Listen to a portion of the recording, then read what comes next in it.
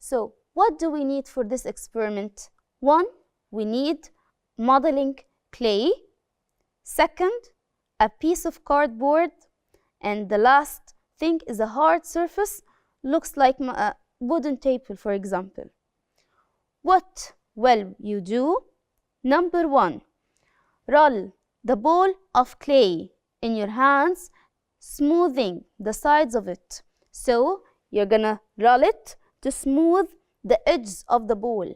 Then use the cardboard to create a landing platform attached to a hard surface on the ground. Then position the clay ball 1 meter above the platform, which means hold it above the platform 1 meter, and lightly open your fingers to drop, not to throw the ball of the clay onto the platform, which means let it fall without pushing it with a more force. Then sketch the drop ball of the clay in the table. Check the clay.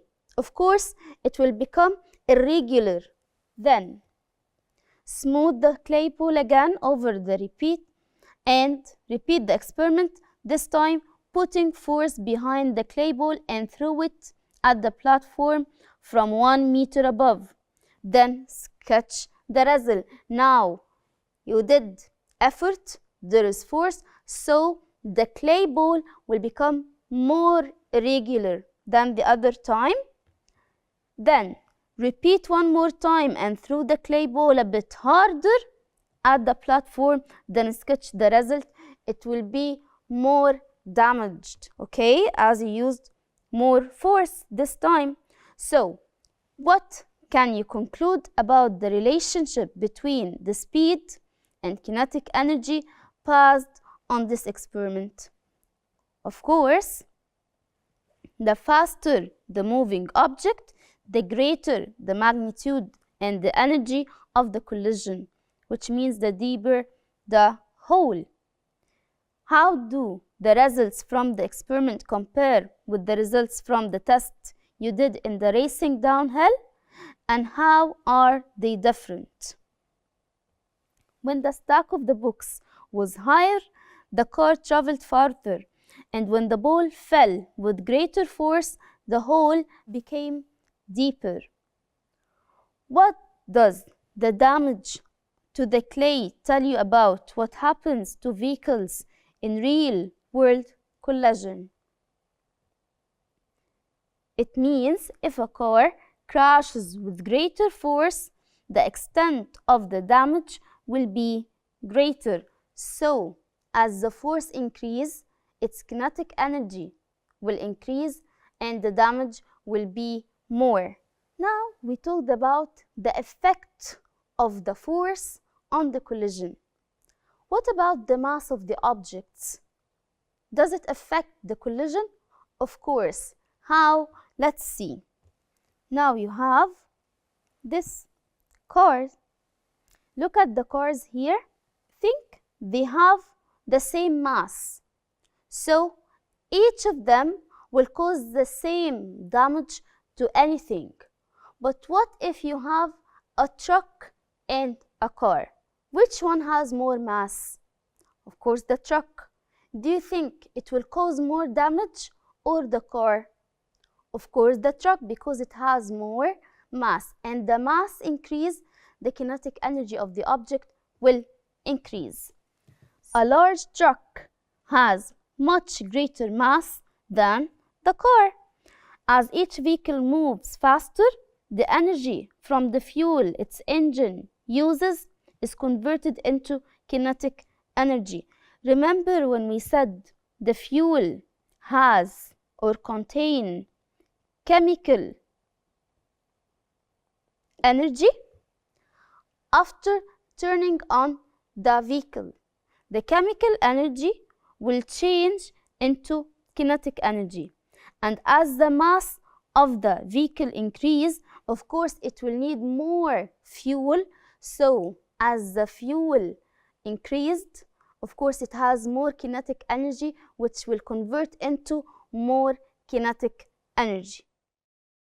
So, the bigger mass of the vehicle, the more fuel it consumes and the more kinetic energy will be gained. And the larger truck traveling at the same speed of the car has more engine. It means if both a truck and a car moving at the same speed, of course the truck has more kinetic energy. Why? Because it has more mass. So, if the mass of an object doubles, its kinetic energy at a certain speed also doubles. For example, a 1-ton truck has half the kinetic energy of 2-ton truck traveling at the same speed. Here, the speed is fixed, is the same in two cases, while the mass differs. And the one with bigger mass, of course, has more kinetic energy.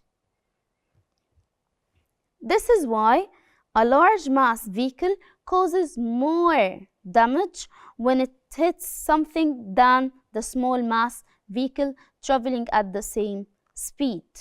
So, if a pedestrian means one person moving or walking on a road.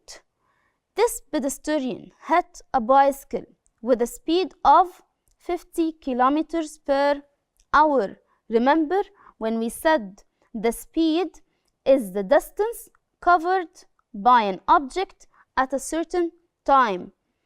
Here the speed is 50 kilometers per hour. He will most likely survive. But if the same pedestrian hit a car and this car was moving with the same speed, of course it may endanger his life. Both bicycle and car were moving with the same speed, but the car has more mass, so the damage was severe. Okay? Now, so you already know that when two objects collide, there is transfer of energy. For example, when you play a game with marbles, your kinetic energy is transferred from your arm to the marble. Again, your kinetic energy after collision will transfer to the other object in the forms of thermal as a result of the friction force, and sound comes from the collision, and sometimes light. Okay? تقدر تتابع كل دروسك على تطبيق مدرستنا بلس. مدرستنا، المستقبل يبدأ الآن.